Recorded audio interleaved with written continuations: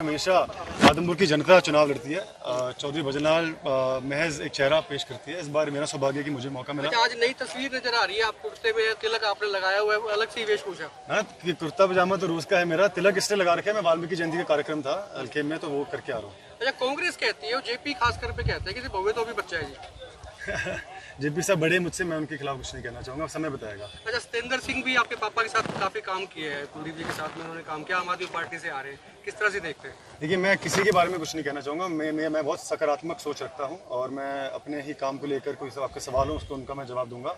और सभी का स्वागत है। क्या प्राथमिकता रहेगी, आप अगर विधायक बनते हैं तो प्राथमिकता क्या रहेगी आपकी आदमपुर को लेकर? बिल्कुल विकास की रहेगी, मान सम्मान की रहेगी।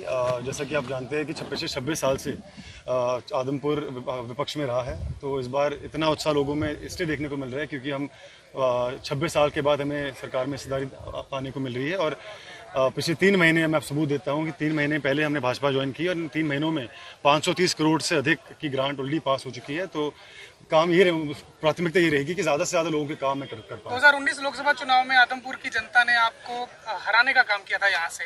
अब की बार किस तरह से आप देखते हैं और क्या अपील रहेगी कि वो जो कमी वहाँ रहेगी वो यहाँ पूरी हो जाए? लोकसभा का चुनाव एक बहुत ही अलग प्रकार का चुनाव था। मोदी की आंधी थी, इसमें सब बह गए थे, मैं भी उनमें शामिल था। और आपको याद होगा कि कुछ महीनों बाद विधानसभा चुनाव हुआ 2019 में, जिस प्रकार से एक ऐतिहासिक जीत आदमपुर को मिली पिताजी के नेतृत्व में। तो इस बार भी उम्मीद है कि आदमपुर की पिताजी कहते हैं कि 30,000 की लीड उन्होंने ली थी, आप उससे ज्यादा लेंगे। आप क्या मान के चलते हैं, कितनी लीड आप बरकरार कर पाएंगे? ये एक तरफा चुनाव रहेगा। मैं नंबर तो नहीं आपको दे पाऊंगा। आदमपुर की जनता में बहुत उत्साह है और मुझे उम्मीद है कि एक तरफा चुनाव हम लड़ेंगे और एक तरफा जीत। कई बार हार से भी काफी कुछ सीखता है आदमी। जो आपका लोकसभा का चुनाव रहा, भले ही उसमें आदमपुर ने आपको हराया, तो उससे आपने कुछ चीजें सीखी होंगी। क्या उस चीजों का फर्क पड़ेगा चुनाव पे?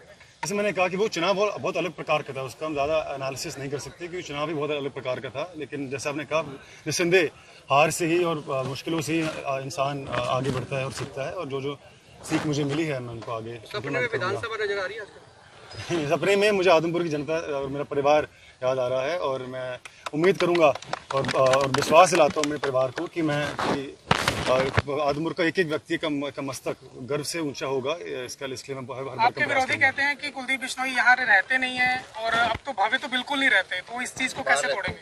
नहीं, देखिए, आप इस सवाल के 2 पहलू है। पहला आपने कहा कि पिताजी बीच में नहीं रहते, इसमें कोई सच्चाई नहीं है। ये सिर्फ विपक्षियों की बौखलाहट है, उनके पास मुद्दे नहीं रहे कोई कहने को। ये जाहिर सी बात है कि जब उनको तो कैंसर की समस्या थी तो उनका आना कम रहा, लेकिन फिर भी लोग सुख दुख में रहे।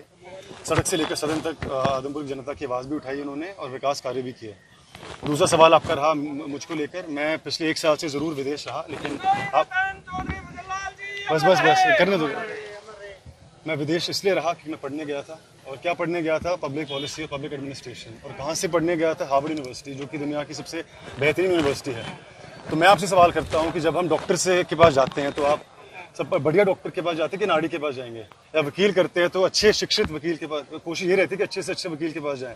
तो जब राजनीति की बात आती है तो हम शिक्षा को इतने बुरी नजर से क्यों देखते हैं? ये तो आदमपुर के लिए और सभी के लिए बहुत ही खुशी और फख्र की बात है कि एक शिक्षित, निस्संदेह जो अनुभव मेरा रहा है शिक्षा का, जीवन का, वैसे मुझे बहुत कुछ सीखना अभी बाकी है। मैं पूर्ण प्रयास करूंगा कि वो उसका लाभ आदमपुर की जनता को मिले। एक बार आपने इंस्टाग्राम पे कुछ वीडियोस डाले थे, मुझे ध्यान है, आपने लोगों को प्रेरणा दी थी, चैलेंज भी दिया था कि मैं कर रहा हूँ, आप भी करिए। योगा करते थे आपने, एथलेटिक्स की कुछ टिप्स दिए थे। कोई चैलेंज राजनीति में भी किसी को देना चाहेंगे? चैलेंज तो यही है कि आदमपुर की जनता का हमारा जो प्यार है, जो विश्वास है, उनको तोड़ने का प्रयास ना करें क्योंकि अटूट है। और बाकी जो आपने फिटनेस की बात की, वो तो प्रयास रहते ही है।